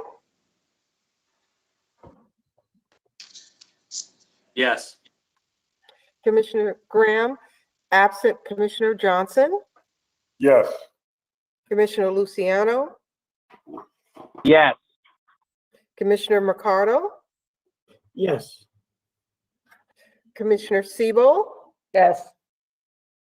Commissioner Vice President Pomares, Yes. Commissioner President Richardson. Yes. So moved. Thank you, Madam Clerk. Let's move to resolution number 42, which is from the County Executive and Board of Commissioners, and we'll read it into the record at a later time. Mr. Jackson. Thank you, sir. This is a one-year contract with Exit Associates LLC to provide website consulting services for the administration as well as for the board.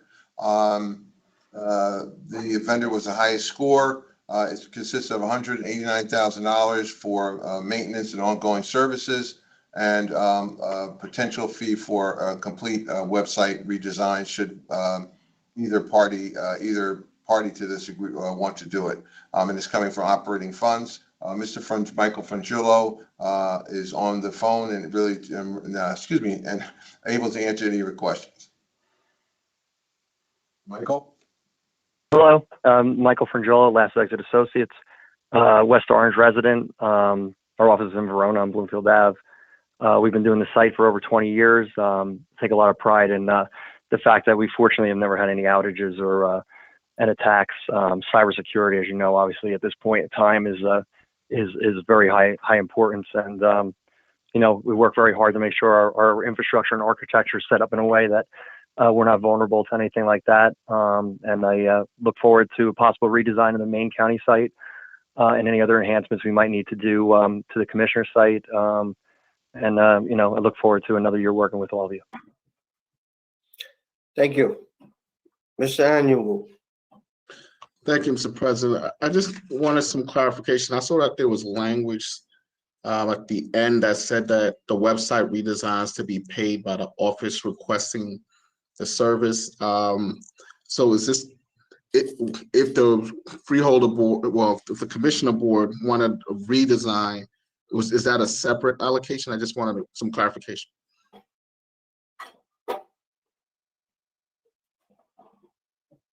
I can address, I'll address that. There's $150,000 in this contract for redesign.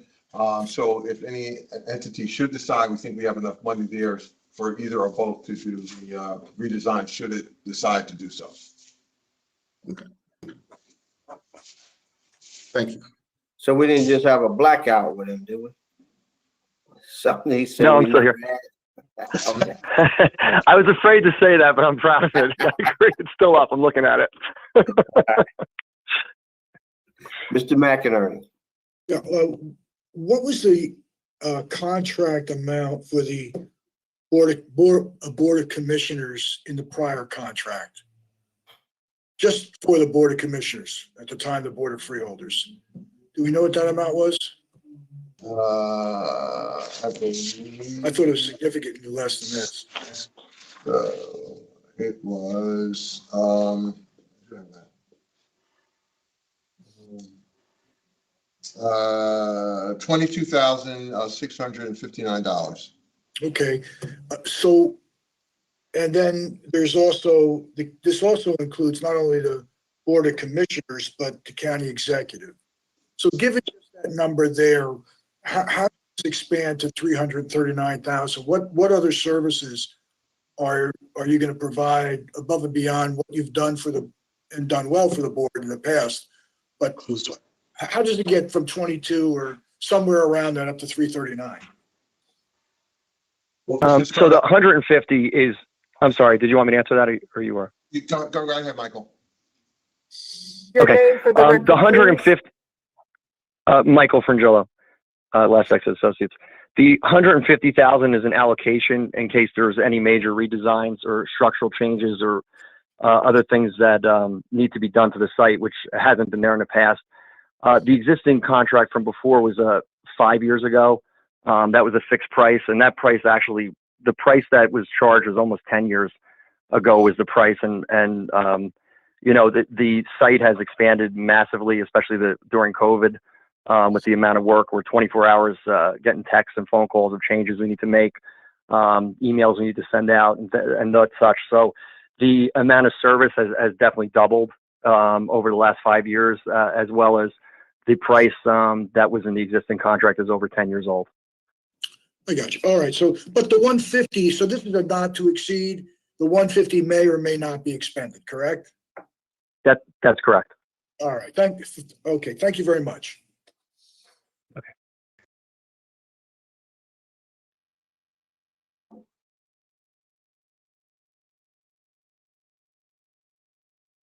Thank you, gentlemen.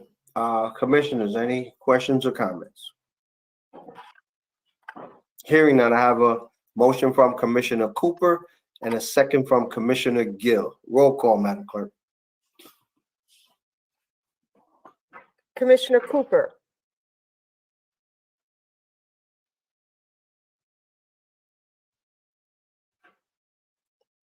Okay. Commissioner Cooper. Absent. Commissioner Gill. Yes. Commissioner Graham, absent. Commissioner Johnson. Yes. Commissioner Luciano. Yes. Commissioner Mercado. Yes. Commissioner Siebold. Yes. Commissioner Vice President Pomares. Yes. Commissioner President Richardson. Yes, question, Madam Clerk. So moved. Yes. Did Commissioner Cooper vote on this item? No, she's not on. So We had I her have as to a mark her. mover.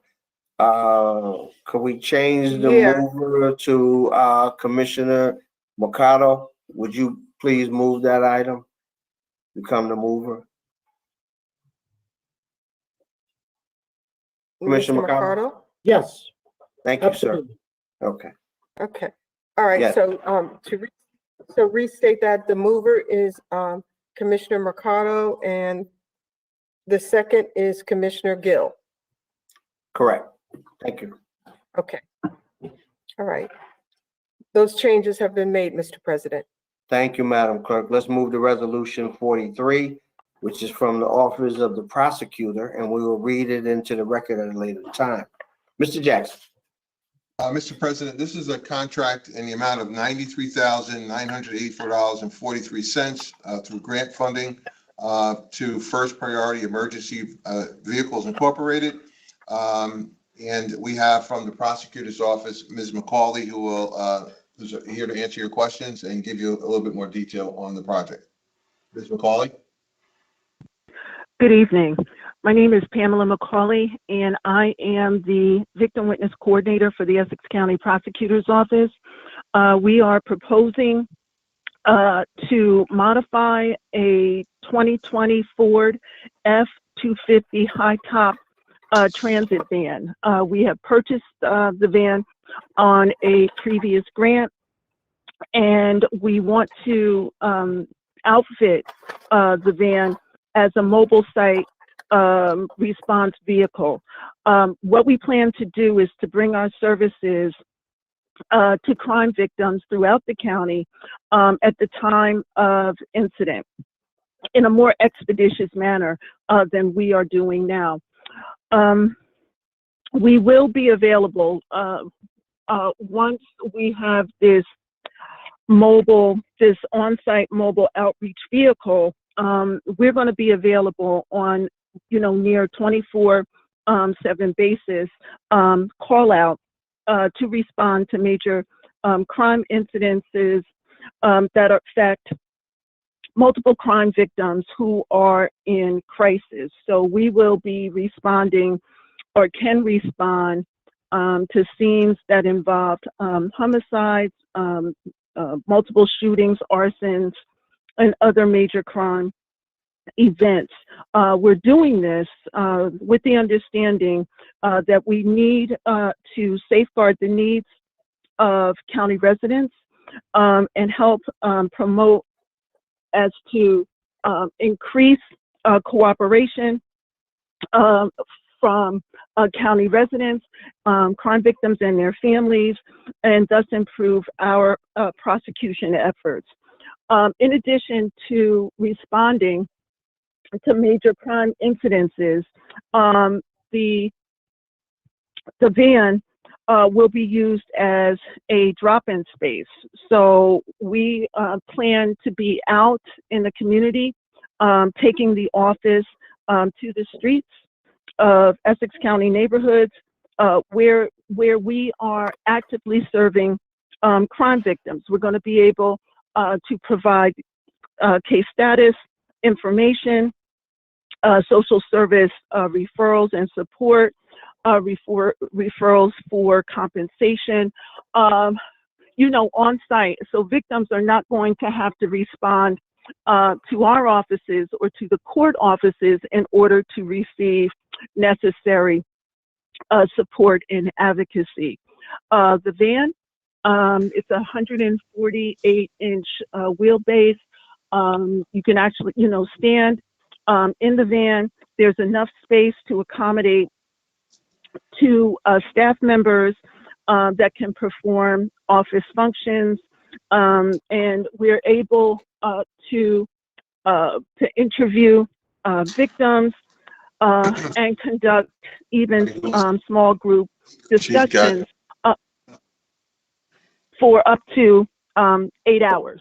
So the van is completely self-contained, and we won't require, hooking into a power source or have a communications hookup.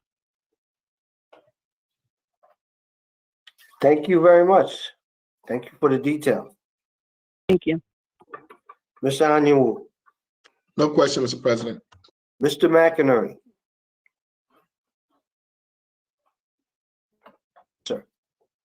Sorry about that, Mr. President. No questions.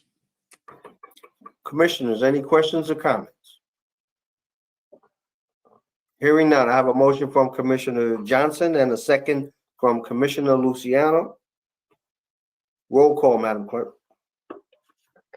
Mr. President, I'm sorry, would you state that again? Kind of didn't hear Oh, you. I'm sorry. I have a motion from Commissioner Johnson and a second from Commissioner Luciano. This is Resolution 43. Thank you. Commissioner Siebel, Yes. Commissioner Mercado, Yes. Commissioner Luciano. Absent. Commissioner Johnson, Yes. Commissioner Graham, absent. Commissioner Gill, Yes. Commissioner Cooper, absent. Commissioner Vice President Pomares, Yes. Commissioner President Richardson. Yes. So moved. This is Commissioner Luciano. I don't know if you called my name, but I'm a yes as well. Okay, we will record you as a yes. Thank you. Okay, Madam Clerk, let's move to resolutions 44 through 69, which are all accommodations and in memoriams. We will read them into the record at a later time. Commissioners, any questions or comments on resolutions 44 through 69? Hearing none, I have a motion from Commissioner Mercado. Oh, Sorry, Commissioner Siebel, I apologize. I couldn't unmute myself. I'm sorry. It just wouldn't work. Item 65 is in memory of Olympia Dukakis. If Brendan Gill doesn't mind, since he sponsored it, I think it would be wonderful if that could be by acclamation. She was such a well-known actress and lived so many years with her family in Montclair, and she is truly a legend. I think it would be wonderful if it could be by acclamation. Thank you. Commissioner Gill? Absolutely. Thank you, sir. Thank you. Okay. Commissioner, any other questions or comments? Hearing none, I have a motion from Commissioner Mercado and a second from Vice President Pomares to take resolutions 44 through 69 as one. Roll call, Madam Clerk.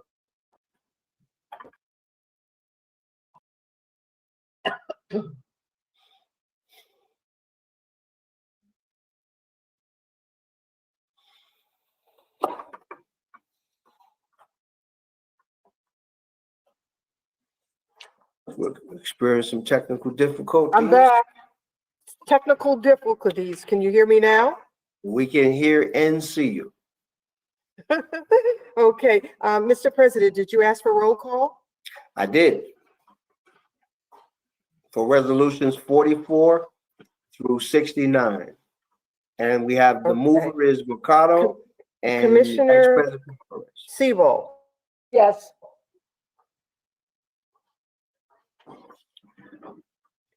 She said yes. I don't think she can hear you. The clerk, you can't hear us? Yeah, I said yes, and I'm not muted. No, I think it's on the Commissioner clerk. Siebel. Put a thumbs up, Commissioner Siebel.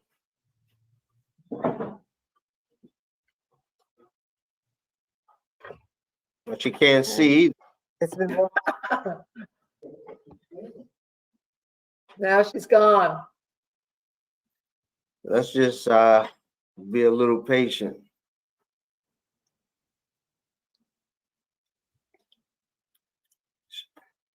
Put that thumbs up again, Commissioner Siebel, please. No, she still can't see.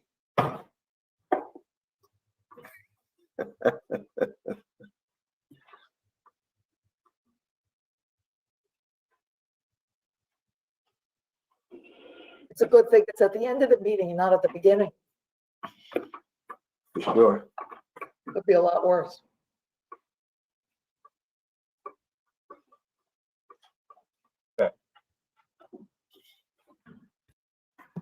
Back again. They're gonna switch to a jetpack, but we'll try, hopefully in and out of these technical challenges with it. Can you hear me now? We can hear you. Okay, so Mr. President, did you ask me to take a roll call? I did. All right, Commissioner Sebold, Yes. Commissioner Mercado, Yes. Commissioner Luciano, Yes. Commissioner Johnson, Yes. Commissioner Graham, absent Commissioner Gill, Yes. Commissioner Cooper, absent Commissioner Vice President Pomares, Yes. Commissioner President Richardson, Yes. so moved. Thank you, Madam Clerk. Let's move to board committees. Commissioners, do we have any reports of board committees? Any legislative reports? Any written communications? Any unfinished business? Any new business? Okay, Madam Clerk, let's move to the public comment session on non-agenda items. However, since we are meeting remotely, the public had the opportunity to submit questions and comments for consideration. And they also have the opportunity to call in. Madam Clerk. You will be acknowledged to speak in the order that your call was received. Emails received for public comment will be read after the calls are completed. At this time, our public information officer will announce the callers so they can state their comment or question. Be reminded that you have 3 minutes to speak. Please do not have your laptop or any electronic device on while calling in. At this time, we're accepting only calls pertaining to non-agenda items. Chalo Malumba, our public information officer, will begin our second public comment session now. Thank you, Madam Clerk. Chalo Malumba, Public Information Officer for the Essex County Board of Commissioners. Our first speaker our first person holding is David Weiner. And just a point of order, Madam Clerk, before I patch him through, our second speaker is also the person who submitted an email. So if we let him speak, I guess it's up to our discretion if we'll also read the email into the record or not. But I just wanted to point that out so there's no confusion. But the process is you either can speak by calling in or written comment. If the person speaks, I will not read the written comment. Understood. Okay. Thank you. The first speaker is David Weiner. Mr. Weiner, you have 3 minutes to speak. Please state your name for the record. You may begin. Thank you very much. Firstly, my name is David Weiner, something I've been correcting people for the past 70 years, but that's okay. I'll keep on doing it. That's okay. Everybody does it. For the past 41 years, I've served as president of CWA Local 1081, representing the non-supervisory employees, the Essex County Division of Family Assistance and Benefits, me, the Division of Welfare. I had tried to call in earlier, so I'll ask for your deference. I offer tonight a brief recounting of the toughness and tenacity of Julia, aka Judy Miller, who you are rightfully honoring this evening in memoriam. In 1974, when I graduated from Seton Hall University with a Bachelor of Sciences in Black Studies, Judy was my department director, who had succeeded founding director George Jackson.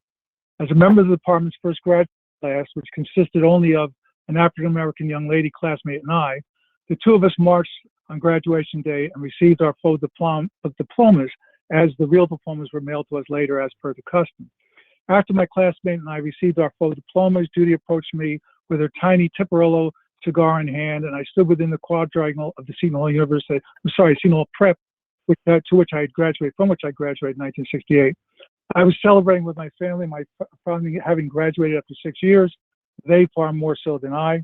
Judy came to me and I thought she was going to offer me congratulations as well. Instead, she approached me with a serious scowl and asked me to march again for the diploma because some of the then racist leadership of the university had purposely failed to acknowledge my classmate and I as having specifically graduated from the Department of Black Studies. Since my classmate had already left to go celebrate with her family, I indeed did dutifully march a second time, this time with the business majors whereby the Department of Black Studies was recognized and I received my second full diploma. I believe due to Judy Miller's strength and perseverance, I'm the only Seton Hall University graduate or perhaps any other university or college to have ever marched 2 times on the same day to receive the same degree.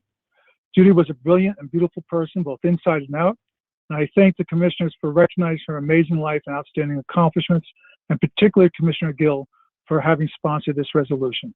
Thank you. Thank you, sir. Thank you, Mr. Weiner. Our next speaker is Jake Epros. Mr. Epros, you have 3 minutes to speak. Please state your name for the record. You may begin. Yes, hi, my name is Jake Epros. I will relinquish my public comment that I emailed. I thought it was going to be read at the beginning since it's pertinent to an agenda item. However, because it wasn't read, I'm happy to speak now. You know, I'm extremely disappointed that the Board of Commissioners is voting to replace the revenue gained by detaining people for ICE with revenue for incarcerating people for Union County.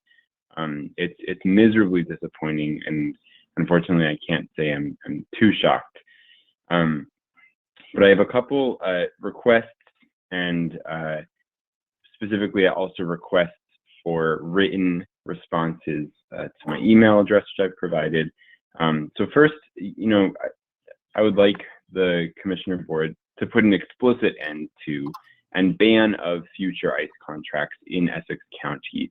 There's a bill going through the New Jersey legislature, perhaps you all know, that would ban future ICE contracts throughout New Jersey, but we don't know if that's going to pass.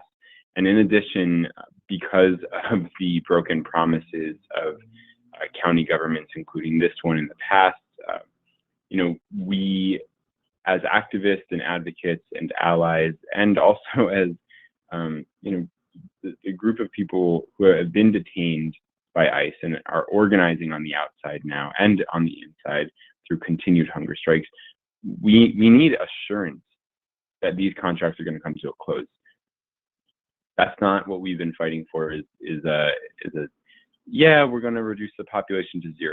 That's an egregiously deficient solution. So we need you to put an explicit end to and ban of future ICE contracts in Essex County on the next agenda and vote yes on it.